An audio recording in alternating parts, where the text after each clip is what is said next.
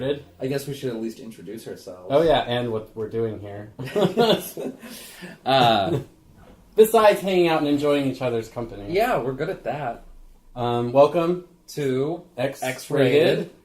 This is my first wife, Ryan Whedon. And this is my first divorcee, Matt Fisher. Pleased to have you with us today. Yeah, thanks for sticking with it. Yeah, this is episode 5. Yeah, 5 weeks we've been doing this now. 5 weeks, yeah. It's shocking. It's a beacon of light in my otherwise dreary week. Oh, that's harsh if Mondays are your... Yeah. Good day. It sweetens my Mondays for certain. Like Monday. Mentally, like I was not at work all day. Like even though I was physically there, like mentally I was like, I'm not here today. Yeah. I actually, too hard. I got to be honest. I look forward to doing this too. Yeah. And I've been pretty bad about watching these movies that we've been assigning ourselves ahead of time. I'm usually like cramming on Monday. Sure. Just like, Yeah. But this movie I watched earlier in the week, so today I could really kind of crystallize what I wanted to say, which felt nice. It felt like I studied. Yeah. And prepared a little more. It's good to have a little distance, I feel, between the viewing and the talking about. Yeah. Because it's like, you know how like if you go and you see like, especially if it's like a long emotional movie, like a 3-hour epic, and you walk out and your buddy's like, well, what'd you think? And like the only thing you can say is like, Leo was dreaming. Or like right after you eat a huge plate of Thanksgiving dinner, people are like, let's play a board game. Yeah, or here's have some pie. Yeah. like I don't know, I'm not ready. Yeah. Because I think I watched this either last Wednesday or Thursday. Okay, I got on it. Oh yeah, you texted me early in the week. Yeah. I think that might have been what lit the fire for me to be like, oh, I need to get on this. Yeah. But before we get to that, sure, I wanted to tell you, yes, I went and saw Arrival. Oh, okay. Did you watch it yet? I haven't seen it yet. I liked it a lot. Okay. I had read the short story before. Oh, okay. Who's it by? Ted Chiang, I think is his name.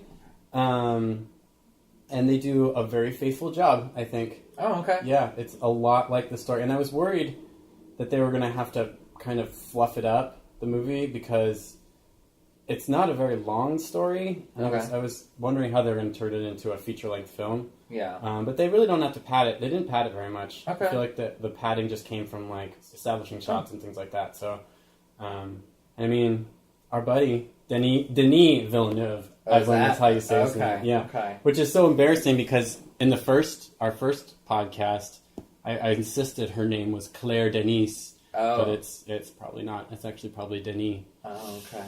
Well, so that. Long-time listeners are finally getting their restitution. That bachelor's degree I got in French literature is just... You can hear the toilet flushing. But yeah, I recommend it. So sure. How does one get a bachelor's in French literature without like speaking French fluently? Oh no, I had to. Yeah. Oh, you did? I wrote papers in French. Oh my god. Yeah. It was, it's funny because I actually found one a year ago. I think I was cleaning out something, like one of my old papers, and I understood maybe half of it. Oh, really? Yeah, it's all just... Did you ever go to France? No. Did you ever go to Quebec? No. I don't know. You know, I didn't know what I was doing, honestly. That's this whole, like, get out of school, high school, go straight to college. That's a mistake. That was not the truth. Some people, if you know what you want to do, I say go for it, but I had no idea what I was doing. So.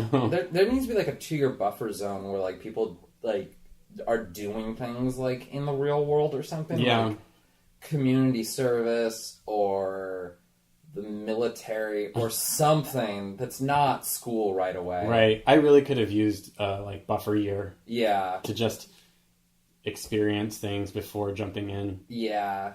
College was a little bit of a wash for me. So, I went to school for like 1.5 years and then stopped for 10 years and then went back.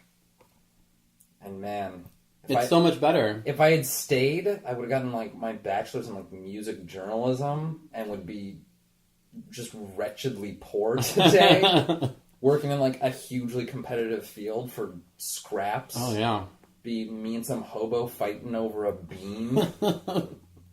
What kind of beam? Yankee. Oh, man. That's low. Not even like a hearty kidney beam. Or you're probably fighting over at least a can. Half a can, maybe. But yeah, I'd just be stuck in some push-up contest with some jack-off from high school trying to get paid in exposure. So I'm glad that I didn't end up going down that route, because that just would have been a mistake. Well, if it makes you feel any better, 10 years after graduating from... actually, not 10 years. It was 5 years after graduating from regular college. I went back to school to the Art Institute to become an audio engineer. Oh, yeah. And that didn't pan out so well either. I'm not really an audio engineer. You got this set up here. That's true. I can do this. Yeah. But I am using those skills. Yeah, parlaying into your podcast empire. That's true. It just took, 10 years to figure out that's what I want to do, and not make other people's work. You have like 60 years ahead of you. I was thinking, I'm actually middle-aged, if you think about it. But you're not. You're going to live to be like 100. Is that the life expectancy these days? I mean, realistically, yeah, probably. I mean, I don't know how often you go to the doctor, but... I mean, if I upload my conscience into some kind of robot... Oh, that's another thing I started watching, is Westworld. Oh, okay. The show. Do you watch this? No, I haven't seen it yet. I thought you were going to say Transcendence. What's that? The one with Johnny Depp where he uploads his consciousness into, like, a robot or a computer, and then, like, it goes all dystopian, and, like, suddenly he's, like, every computer. I don't know. Awful. I didn't see it. Yeah. It was supposed to be pretty bad. I should probably see that. So... Yeah, it's good. Westworld, I was really reluctant to watch it because I didn't like the movie very much. Yeah, with Yul Brynner? Yeah. I haven't seen it, but it's like a million years old. Yeah, it's sort of like Michael Crichton cutting his teeth on the Jurassic Park ideas. Yeah. He wrote the script, I think, for it. Yeah, he may have directed the movie. Maybe. I don't know. He has directed a couple movies. Like, he directed Coma with, like, Michael Douglas. Oh. And he directed Looker, and I want to say Albert Finney's in it, but it might have been Brian Cox. In fact, I think it is Brian Cox. Okay. A friend of mine was talking about it, and she said that it stars the guy who bit the soap in Super Troopers. Okay, so there you go. If memory serves, that's Brian Cox. Okay. Wow, Michael Crichton directed those, huh? Yeah, and like he wrote the script or wrote the book or did the something else to it than that. But yeah, like his whole yarn is like, or his shtick in like everything is about how like advanced science will destroy us all. Yeah, pretty much. So. And then didn't he turn out to be a real like staunch Republican at the end there? Oh, I don't know. Did he? Before he died. Probably. I kind of remember hearing that. If you fear change, I think that would kind of by default make you conservative. Yeah. So. What a loser.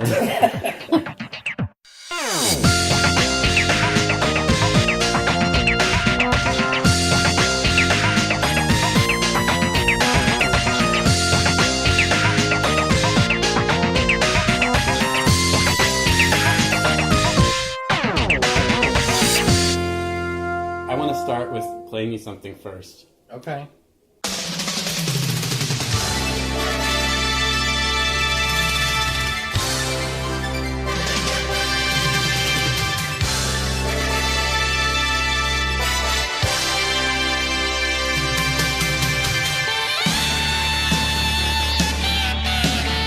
Oh man, and that's how we start off American Anthem.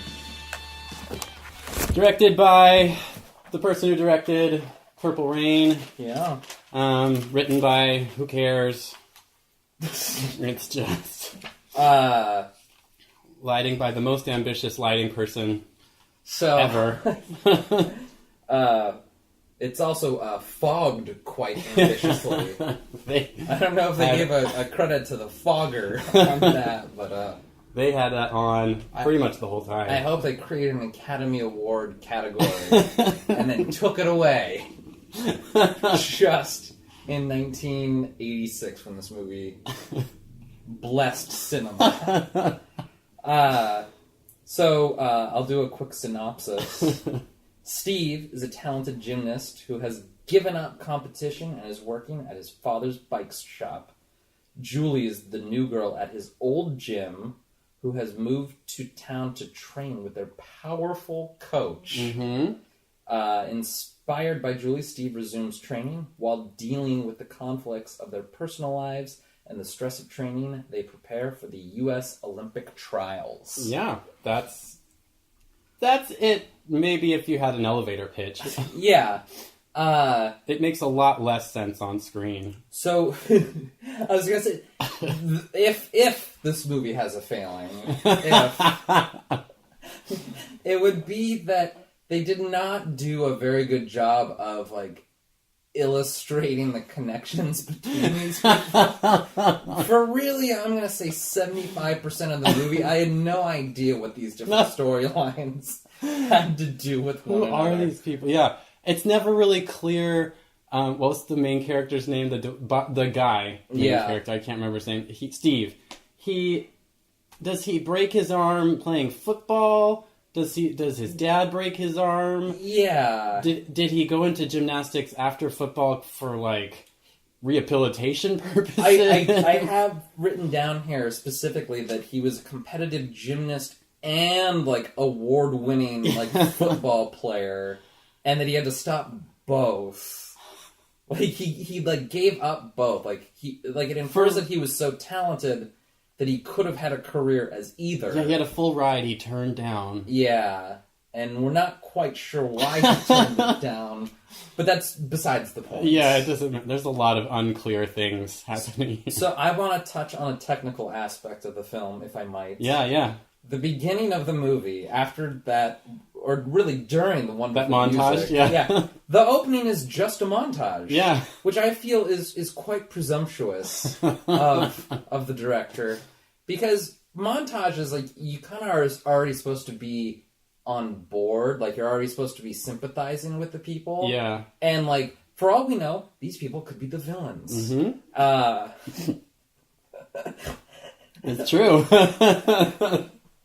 And he's painting them in a very flattering light, if that's the case. But yeah, I just felt like, it's a long montage. It's not a short montage. No. Because it's a montage of, like, all the main players, all, like, doing their thing. And yeah, I just remember, I was like, I have no idea who these people are, but I'm supposed to be sympathizing with them. I can tell. Like, they're putting it out there for me. Did you notice that the song is like literally telling you what's happening on the screen? No. The song is called Two Hearts. I can't remember who it's by, but he's talking about a guy and a girl, and every time he says he's doing this, worried about living in the shadow of his father, and she's doing this, trying to find a new ambition or something, and every time it was singing about her, it cuts to her. It was so literal. Okay. Which I thought of you when watching it, because I thought, maybe Matt will like this opening, because it really just lays it all out. It really does. What else was it? It really, like, the movie as a whole, like, not just the opening scene, although that style of, like, montage with that type of music. Just every trope, 80s trope there is. This is like a crossroads of, like, different types of 80s movies. Mm-hmm. Like, it has that sort of, like, Purple Rain musical sort of quality to it. It's got the sort of family drama that was also almost identical to Purple Rain. Yeah. Like, just... Like, yeah, especially, like, the problems with, like, the father, like, identical. It's got a little class anxiety. He's worried that he's going to be, like, stuck in, like, the blue-collar living all his life. That's right. And then it's got, like, the post-Rocky, like, sports competition. Mm-hmm. But with none of the drama that goes with any of those. Yeah. And... because it's, like, competitive gymnastics, it also has, like, a touch of, like, the 80s dance movie in there. Okay. Like, Footloose, sort of. Mm-hmm. which also had like class anxiety and like worried about being stuck in the small right. town. So yeah, it was just like this big crossroads of like different like 80s tropes. Yeah. Which was great. It's like throughout the movie. Yeah. It's like you're watching a music video, I think, for a lot of it, an 80s music video.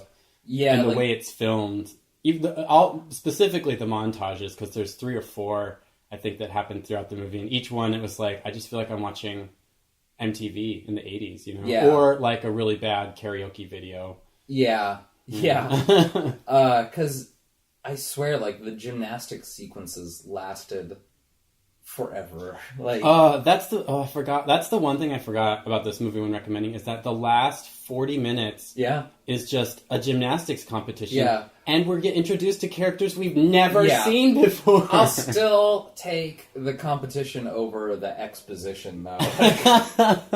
Really? Yeah. I don't know, like... I'm almost the other way around. There's a... Like, gymnastics is sort of impressive. Also, like, the Steve dude was really hot. Yeah. Like, he was an actual gymnast who won gold medals and stuff. I would not mind being his apparatus.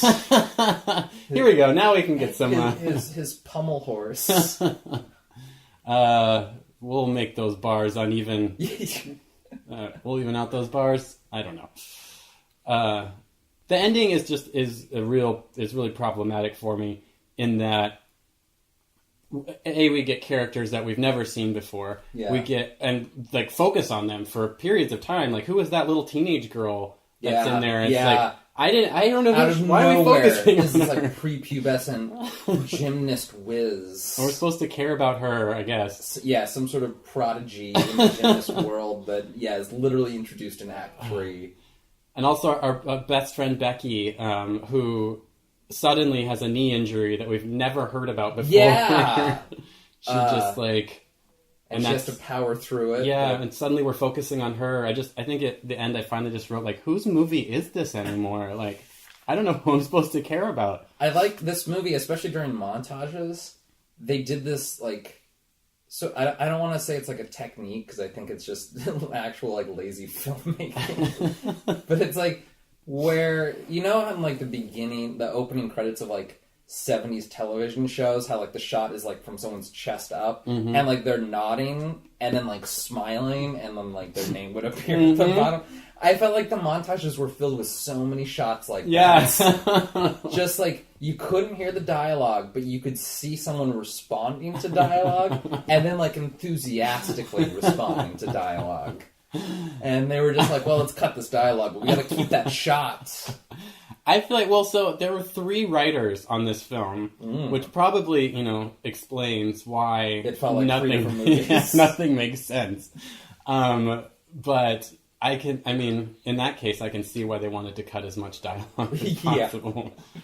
Which, they probably did. Like, if we were to, like, count the amount of dialogue in this movie, it's probably pretty minimal. Mm-hmm. Like, we have 40 minutes of almost dialogue-free gymnastics at the end. I do feel like we're skipping over one of the highlights of this movie, though, already. Oh, yeah, go for it. The accident scene in the beginning that sets his course awry when he like gets up and then like he hasn't done any gymnastics for a while and he's twirling around and like he's going faster and faster, and everyone's like, no, he's not gonna do it. And I don't know what happened, but it was basically like an explosion went off on the judge's table.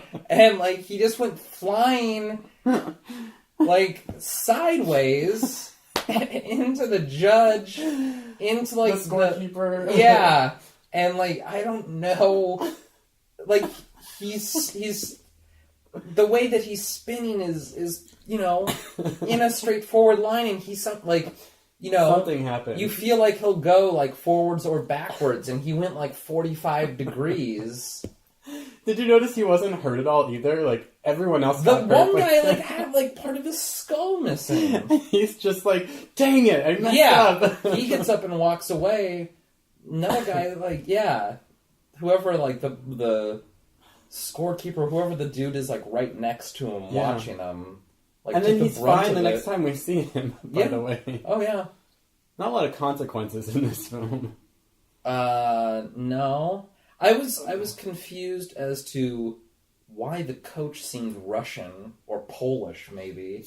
I don't know. And what made him such a hot shot? I'm not sure. We get zero backstory on him. You just have to believe, because he was in that gymnastics magazine in the first montage that says he's an all-star coach or whatever, and you just have to believe it, I guess, because we don't get any past on him. The other charming aspect of this movie,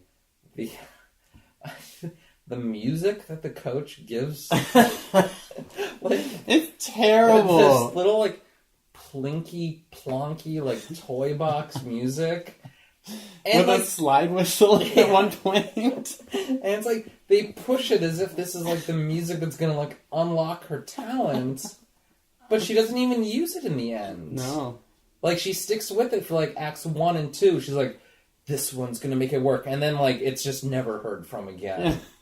They just let that one go. And I gotta be honest, there were a lot of times when she'd be practicing her floor routine, and everyone there'd be reaction shots of her teammates and coach, and everybody would be really upset with her.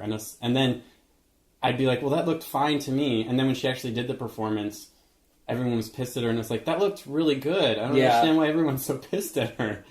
We just have to trust, I guess. Again, there's a lot of trust, and just, I guess that was bad. Yeah.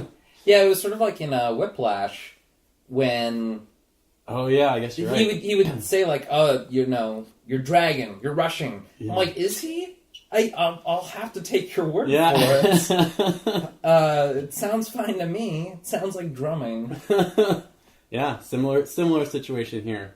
But, yeah, so it's not just, the gymnastics music, but it was just, the crew's choice on, the score.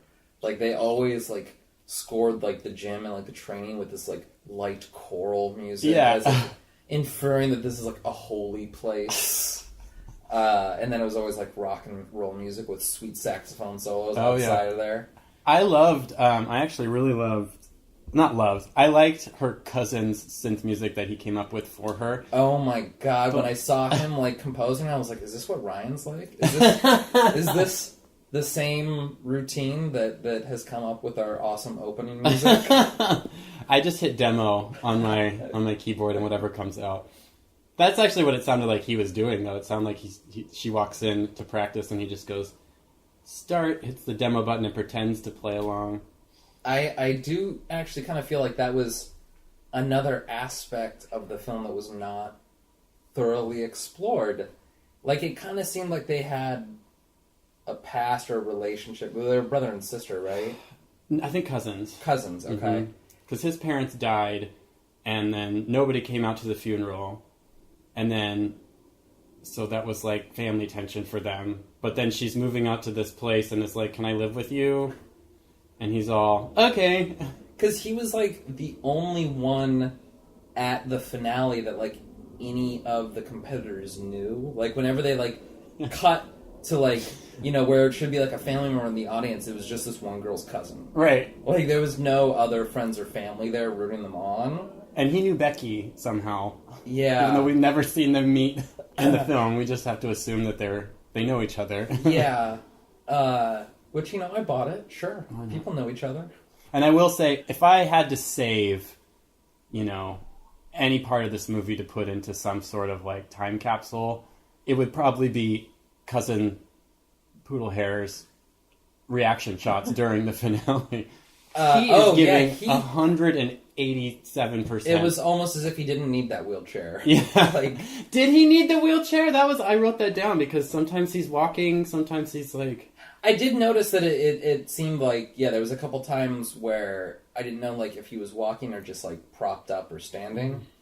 But yeah, because he gets up and cheers at some point during the finale. And he's playing his keyboard standing up most of the time, but when he has to go to the door, he rolls in his wheelchair. Maybe he just sprained his ankle. Both of them. And yet the accident killed his parents. Yeah. And he just got a sprained ankle. Maybe. Who knows? If there was a drinking game for this movie, I would put it to dramatic turns.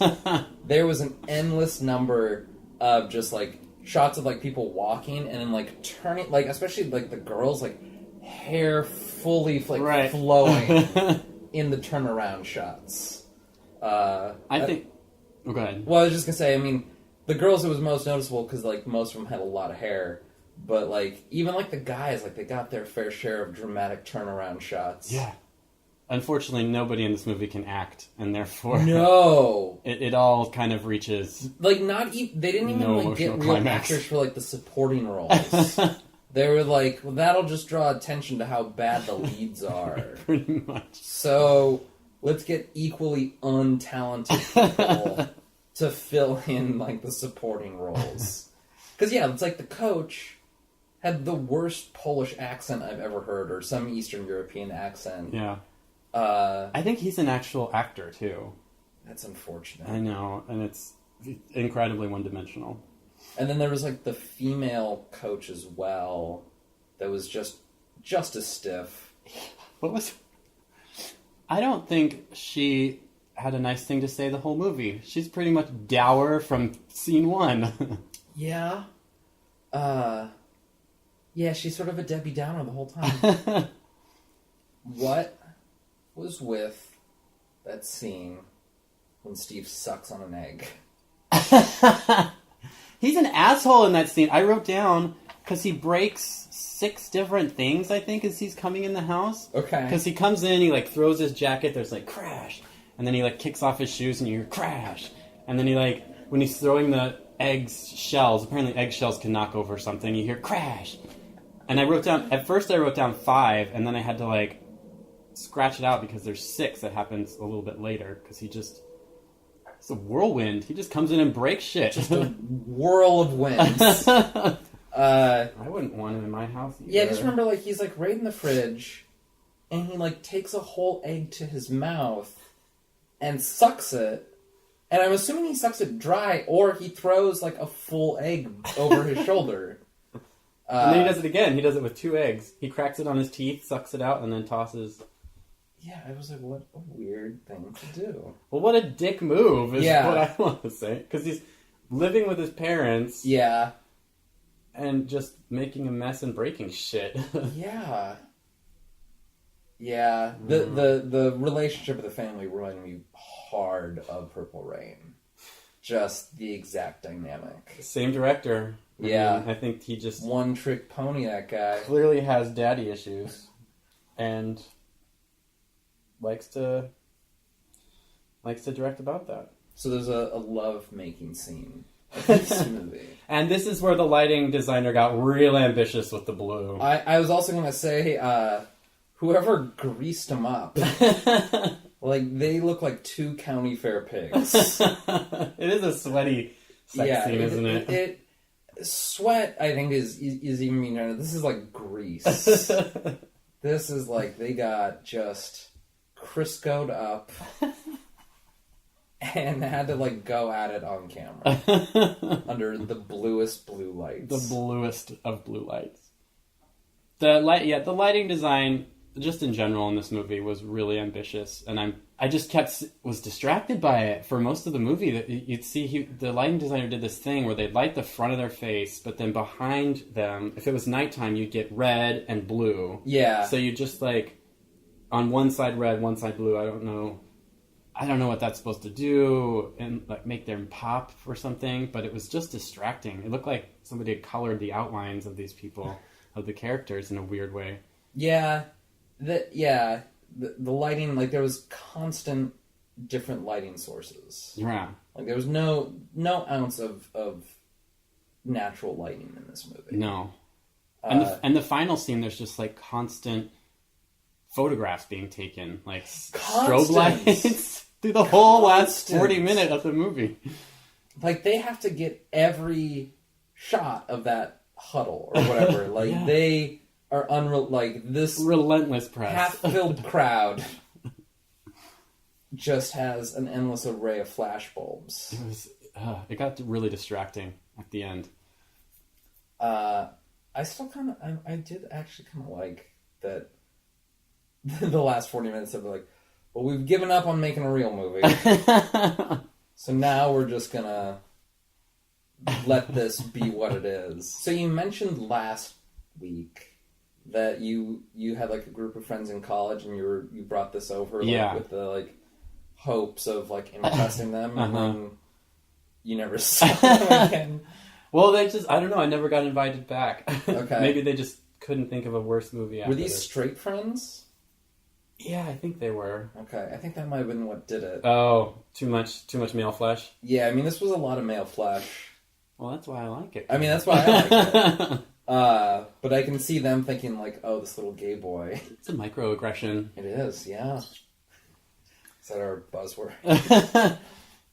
It's a past microaggression.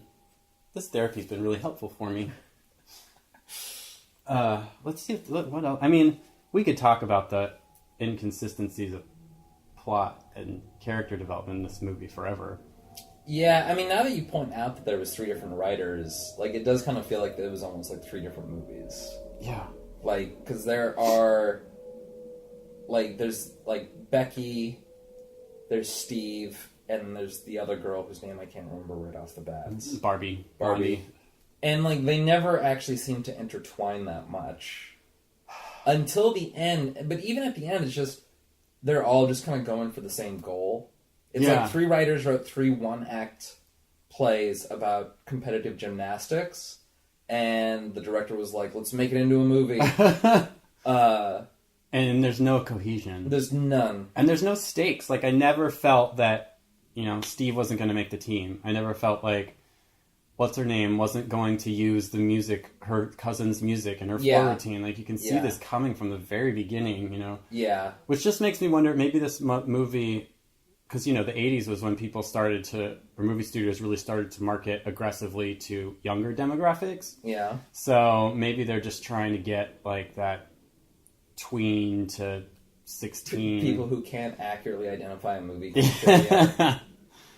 And just, I mean, was gymnastics really big? I meant to look this up because I know it came out in 86, and 1984 was when Los Angeles had the Summer Olympic Games. Oh, okay. So I don't know if that, there was some, movie studio producer who was just like, I've got it. Let's make a gymnastics movie. It doesn't have to make sense. Oh, yeah, maybe, Americans swept gymnastics in 84 or something. Yeah. And so they were hoping to capitalize on it for the 88 Olympics or something. Right. And they just didn't care, plot-wise or anything like that. They're just like, get something out, churn it out. And that's like, when I was watching all the Friday the 13th movies, I watched the 7-hour documentary on... Oh, jeez. Yeah, it took a couple nights. But they talked about how in Friday the 13th 10, Jason Goes to Space, that... It's like they had this whole script for, Jason in space, and, that's what the movie was going to be. But, the year before Scream came out. And so, every horror movie that came out, had to suddenly be meta. Right. They're just that's what the kids want. They want their horror movies meta. And, they had to, shoehorn in all this, humor about, being self-referential. Oh, no. So I always think of that, when one fad hits, and how studios just hop on it without thinking through about it. So yeah, I could see that being the case here. A single gymnast got popular in '84, and so the next year they just spent all their time trying to capitalize on the popularity of a single person. I want to say, wasn't that when Mary Lou Retton got really big and was on a Wheaties box and crap maybe. like that? So yeah, and all little girls wanted to be a gymnast, wanted to be her, and so I don't know. Yeah, that could be. This movie didn't feel marketed to little girls though. It felt marketed to teenage girls. Yeah, but that's their demo. Because it was the dude definitely showed more skin than the ladies did. Yeah, but Blondie was really sexualized a lot. I felt. Yeah. Just doing the splits left and right. I mean, non-stop. And there's that one scene during her original dance performance where she bends over and sticks her butt out of the camera. Yeah, that's sort of right. I'm uncomfortable with this. Yeah, sometimes objectifying in films some of them are they trying to fool us. Like, there's like no subtlety here. It's Zero. like, we just want you to bend over in front of a camera. That's what this scene is. Yeah, stick your butt towards the camera. Like a mandrill in heat. But yeah, they have this... So like the knee thing at the end, when like... Yeah. Even though it was like out of the blue, and I was like, when did this develop? I actually thought that they like her choreography fit it really well. I was like, if they had just introduced this in like Act 1 and said that like all it would have taken was like a shot of her like icing that knee. Yeah.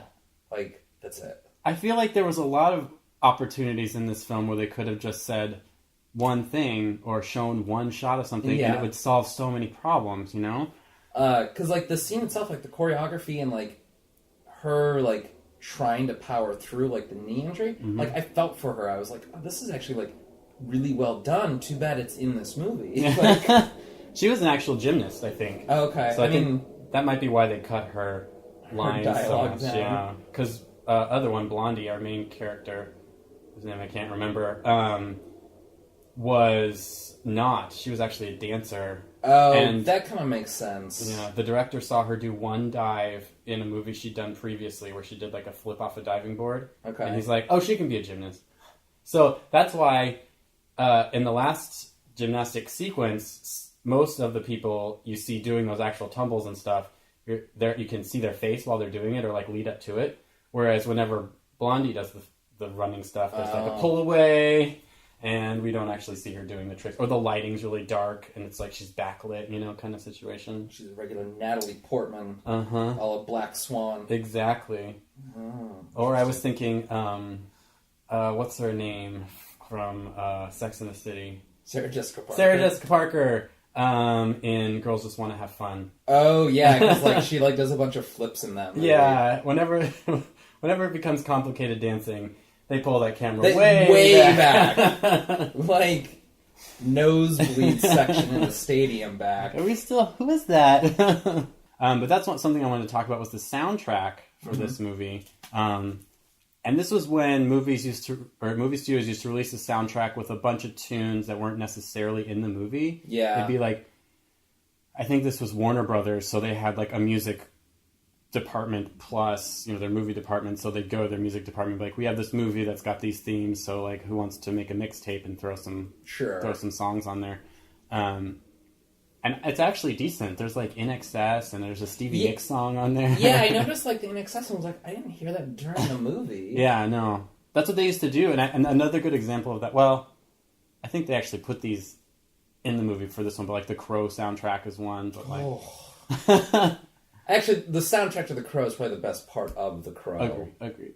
Because if I remember correctly, it has like Nine Inch Nails on it. It has like The Cure. Yeah, back like right as like The Cure was about to get bad. It's like they caught him in that like last fleeting moment. Yeah. That was a very influential album for me as a The teenager. Crow soundtrack. Yeah, as a teenager growing up. I can see that. Sort of like the Space Jam soundtrack was to me. Is SpaceJam.com still live? Last I heard it was just a couple years ago. But yeah, this is like, there was that period in the 80s where it was like, they were really trying to get like as much music into the movies as they could. Mm-hmm. Like I remember hearing David Cronenberg talk about how like in The Fly, the studio was offering them like a lot of money to have, you know, the scene where like Jeff Goldblum is like out on town, he's all like hopped up and he arm wrestles with that guy and breaks his arm. There's supposed to be like a rock song in there, and David Cronenberg didn't want to like say who it was and like who he turned down, but he turned it down because he thought it like broke up like the flow of the movie, and that it like just didn't match like Howard Shore's score for it. And then I swear, like 2 days later, I watched. Have you ever seen Body Double? Brian De Palma film with like Melanie Griffith. That sounds really familiar. It's like Chuck Wasserman, I think is the guy's name, something like that. Okay. He like moves into like one of those like horrible looking like 80s Lost where it's like a house that's like on a pole and it's like a big like flying saucer that's like on a pole. Yeah. And he's got like a sexy neighbor, and he's like voyeuring her. Okay. And then like witnesses her getting murdered, and then he tries to like solve who murdered her. Okay. It's sort of like Rear Window and Vertigo in like one movie. Rear Windigo. Yeah, but so there's a scene in that where like he goes to this like underground like sex club. Okay. And Frankie Goes to Hollywood starts playing. And it's like, like the music itself is like, because like the scene is like synced up with it. It's like, oh my god, this is so out of place. And then Frankie shows up, and he's lip syncing to the song. Like it's like the movie becomes a music video. Yeah. And then like goes back into being a movie. And I was like, oh god, I hope that's like not what they tried to do with like Cronenberg's The Fly. Can you imagine? Oh, what would be the band? I don't. Like, I really wish that like David Cronenberg had said that it was like, yeah, they were trying to work in, Tommy Two Tone or something. The Brian Setzer Orchestra. Oh, God. Jeez, yeah.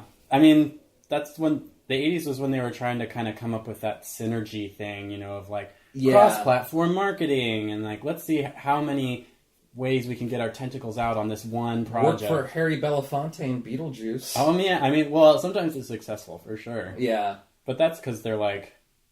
I'll bet Tim Burton came to them and was like, I want to use this. Yeah, I feel like it was... I don't think anyone was really trying to push Harry Belafonte. You know who's due for a comeback?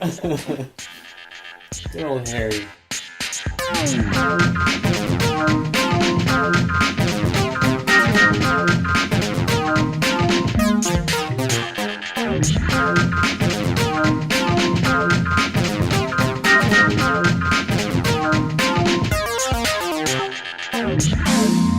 Yeah, what have you got planned for us for next week? So I'm thinking Exorcist 3.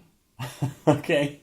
Yeah? I've never seen it. Oh, okay. I haven't seen the second one either. I've only seen the first one. Don't even watch it. Jump in on Exorcist 3? Yeah, the second Exorcist movie is complete bullshit.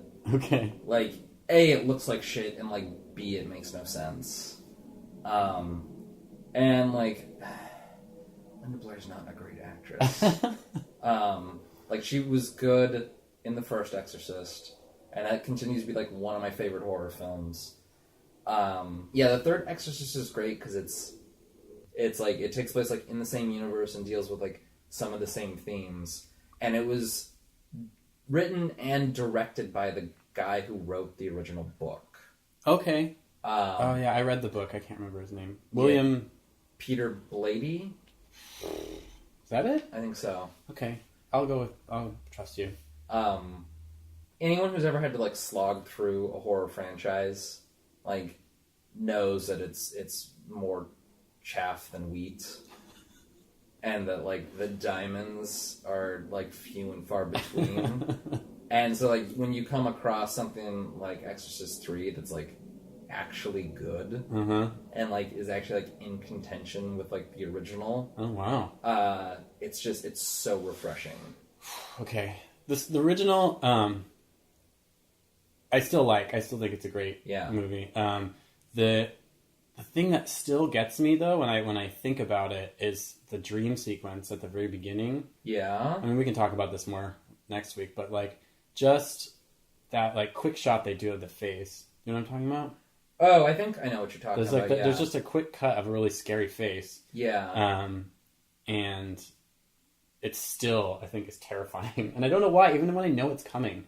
Yeah, I remember I watched it a couple years ago, and I was like watching it alone in my room, and there was just like, it's like Ellen Bernstein's like in the attic, like walking through, and like, obviously someone just like shot a thing of like, flammable gas, like towards the candle that she was holding.